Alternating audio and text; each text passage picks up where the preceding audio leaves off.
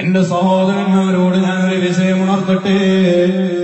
ഇന്ന് വാഹനം ഉപയോഗിക്കാത്ത ആളുകൾ വളരെ കുറവാണ്. ഏത് വീട്ടിലും ഒരു കാറുണ്ട്, ഇല്ലെങ്കിൽ ഒരു വാഹനമുണ്ടോ?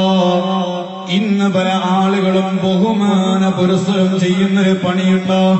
തന്റെ വാഹനത്തിന്റെ പിന്നിൽ ഇതാ എഴുതി വെക്കുകയാണ്, മാഷാ അല്ലാഹ് തവക്കൽതു അലല്ലാഹ് ഹാദാ മിൻ ഫളില്ലാഹ്. ഇങ്ങനെയുള്ള നല്ല നല്ല വാക്യങ്ങളോ വാഹനത്തിന് മുകളിൽ എഴുതി വെക്കുന്നൊരു സ്വഭാവമുണ്ടോ? മോനെ, ഒരുപക്ഷേ നീ വലിയ ബഹുമാനത്തോടെ എഴുതി വെക്കുകയാണോ? എന്നാൽ അത് ബഹുമാനിക്കപ്പെടുന്നതിനേക്കാളും കൂടുതൽ അപമാനിക്കപ്പെടാനുള്ള കാരണമാണ് കേട്ടോ. നിന്റെ വാഹനത്തിന്റെ പുറത്ത് മാഷാ അല്ലാഹ് എന്ന് എഴുതിയാൽ, തവക്കൽതു അലല്ലാഹ് എന്ന് എഴുതിയാൽ, മിൻ ഫളില്ലാഹ് എന്ന് എഴുതിയാൽ, ആ വാഹനം കൊണ്ട് നീ എവിടെയൊക്കെയാ സഞ്ചരിക്കാറുള്ളത്? ആ എഴുത്തിന്റെ മുകളിലേക്ക് പൊടിപടലങ്ങളെ പാറി വന്ന് നിൽക്കൂലേ? അതിന്റെ മുകളിലേക്ക് പക്ഷി കാഷ്ടിക്കുകയില്ലേ? മഴവെള്ളം വരുമ്പോ എന്തൊക്കെ മാലിന്യങ്ങളാ അതിന്റെ മുകളിൽ വന്ന് വീഴാറുള്ളതോ?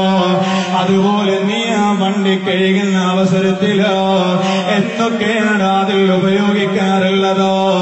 ഇങ്ങനെ അപമാനിക്കപ്പെടാനുള്ള കാരണമാണ് കേട്ടോ. അതുകൊണ്ടോ ഒരുപക്ഷെ ബഹുമാനമാണെന്ന് മനസ്സിലാക്കി എഴുതി വെക്കുന്ന എഴുത്തുകളുണ്ടല്ലോ, ഈമാനുള്ള ചെറുപ്പക്കാരാ, അത് ഒഴിവാക്കലാണ് നല്ലത് കേട്ടോ. തഅ്ളീമു മാ അല്ലമല്ലാഹ് വതഹ്ഖീറു മാ ഹഖറല്ലാഹ്.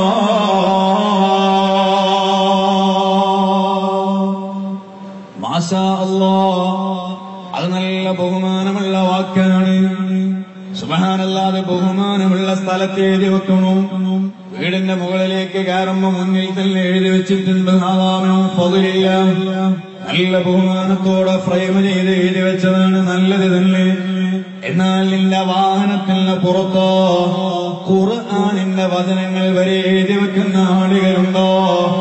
ആയത്തുൽ കുർസി സുബ്ഹാനല്ലാഹ് വാഹനത്തിന്റെ പിന്നിൽ എഴുതി വെച്ച ആളുകളെ കാണാം. മോനെ, ഖുർആനിലെ വുളുവില്ലാതെ തൊടാൻ പറ്റുമോ? ഖുർആൻ വുളുവില്ലാതെ തൊടാൻ പറ്റുമോ? ഖുർആനില്ല ആയത്ത് വുളുവില്ലാതെ തൊടാൻ പറ്റുമോ? ആ ആയത്തല്ലേ നീ പൊടിപടലങ്ങളിലൂടെ സഞ്ചരിക്കുമ്പോ അതിൽ നിറയെ പൊടി പടരുകയാണ്, അതുപോലെ പക്ഷി കാഷ്ടിക്കുകയാണ്, അതുപോലെ നെജസാവുകയാണ്. ഇതിനെല്ലാം കാരണം നീ അവിടെ എഴുതി വെച്ചതല്ലേ? അതുകൊണ്ട് ആ സ്വഭാവം മാറ്റണം കേട്ടോ.